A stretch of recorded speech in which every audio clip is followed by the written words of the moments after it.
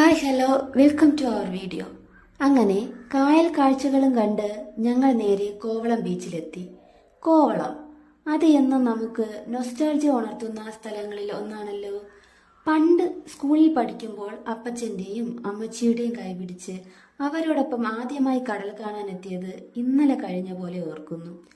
എത്ര കണ്ടാലും മതി വരാത്ത ഒന്നാണ് കടൽ. കുട്ടികൾക്ക് മാത്രമല്ല, മുതിർന്നവർക്കും അവരുടെ വിഷമങ്ങളും പരാതികളും മാറ്റിവെച്ച് മനസ്സ് തുറന്ന് സന്തോഷിക്കാനൊരിടം. കടൽ വെള്ളത്തിൽ എത്ര കളിച്ചാലും മതി വരില്ല. ഇപ്പോഴിതാ കടൽ വെള്ളത്തിലെ കളികളൊക്കെ നിർത്തി മണൽത്തരികളോടായി മത്സരം. ഇക്കു മണലിൽ തീർത്ത ഗോപുരം പലരും കൗതുകത്തോടെയും സന്തോഷത്തോടെയും നോക്കി നിൽക്കുന്നത് ഞങ്ങൾ കണ്ടു.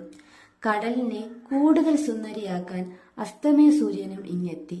എന്നാൽ പിന്നെ അടുത്ത വീഡിയോയുമായി കാണാം. അതുവരെ ബൈ. Thanks for watching.